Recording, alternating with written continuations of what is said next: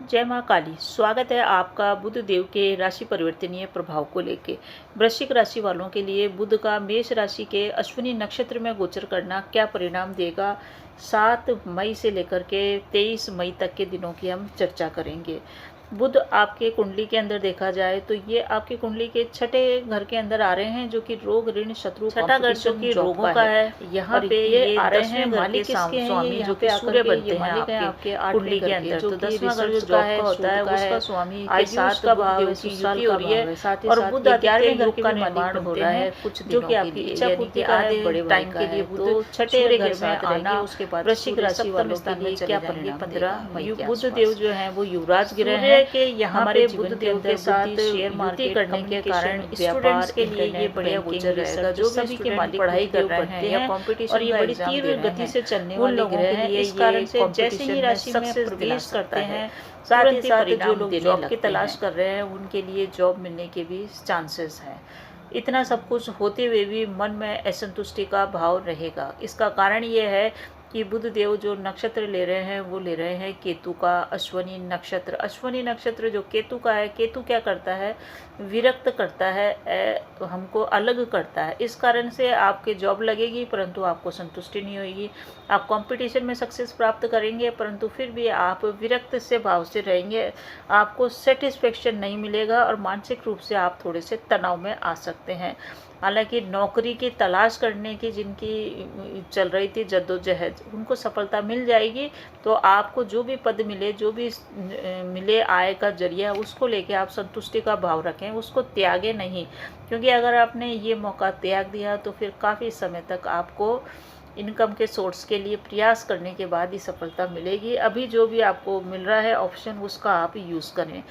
बुध और सूर्य की युति का छठे घर में आना, रोग के घर के अंदर आना, आपको रोगों के प्रति सावधान रहने की ओर इशारा कर रहा है। आपका स्वास्थ्य नरम रह सकता है, स्वास्थ्य के ऊपर आपका पैसा खर्च हो सकता है, स्वास्थ्य को लेकर आपकी चिंताएं बढ़ सकती है, कोई पुरानी बीमारी है वो भी उभर सकती है, साथ ही साथ मानसिक रूप से तनाव भी बढ़ सकता है। इस समय आपको अपने स्किन से संबंधित, इन्फेक्शन से संबंधित, स्वास्थ्य से संबंधित रोगों के प्रति सावधान रहना चाहिए।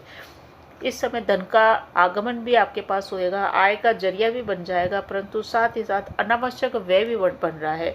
आपका खर्चा अधिक होएगा क्योंकि बुध देव की सीधी दृष्टि 12वें घर पे है जो कि खर्चे का है।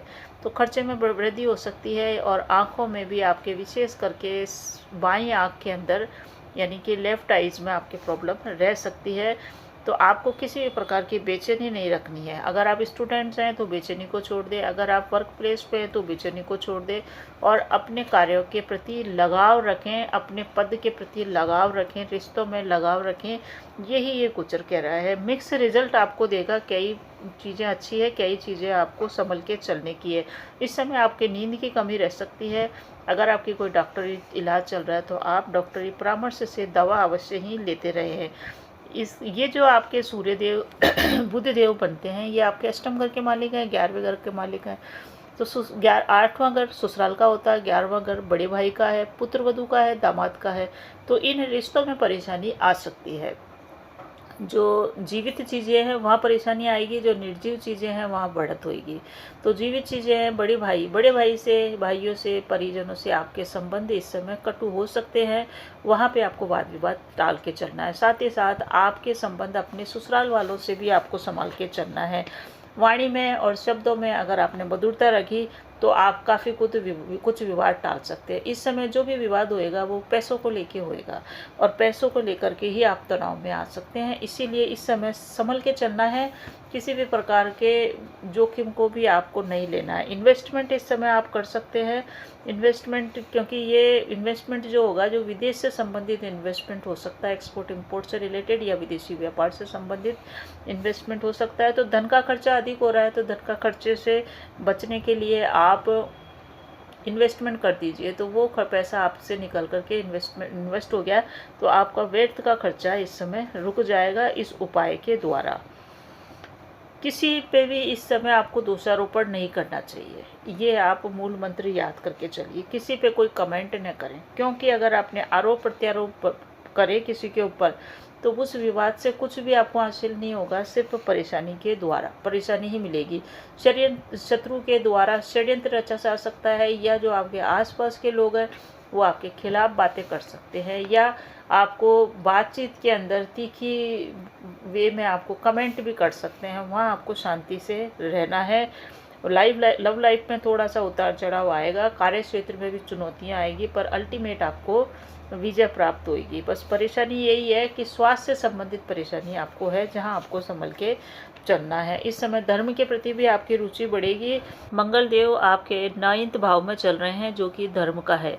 यहाँ पे मंगल देव के आने के कारण 2-3 परेशानियाँ होगी, क्योंकि एक तो मंगल की दृष्टि 12वें घर पे है, जो कि आपके खर्चे को बढ़ाएगा। साथ ही साथ मंगल की दृष्टि आपके जो तीसरा घर है उसके ऊपर है, यानी कि पराक्रम बहुत अधिक करेंगे और आपको लगेगा पराक्रम से कम आपको मेहनत का परिणाम मिला है।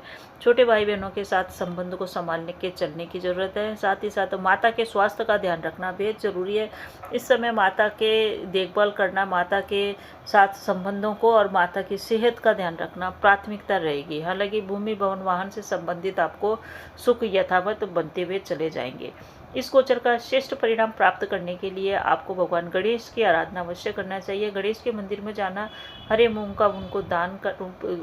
का उनको चढ़ाना, या फिर मीठे का भोग लगाना, दुर्वा चढ़ाना आपको जीवन की कई परेशानियों से बचा लेगा। साथ ही साथ सूर्य देव आपके जो 6ठे घर में चल रहे हैं, ये आपके लिए अच्छे हैं, कंपटीशन में विजय दिला सकते हैं। इस समय पिता की राय मानना, पिता की सलाह में रहना, पिता का काम कारोबार है उसमें हेल्प करना, और सूर्य के आदित्य हृदय सूत्र का पाठ करना आपको कैरियर के अंदर ऊंचाइयां देगा। तो ये था वृश्चिक राशि वालों का राशिफल। बने रहिए चैनल पे। अच्छा लगे तो कमेंट में जय श्री राम अवश्य लिखिएगा। धन्यवाद।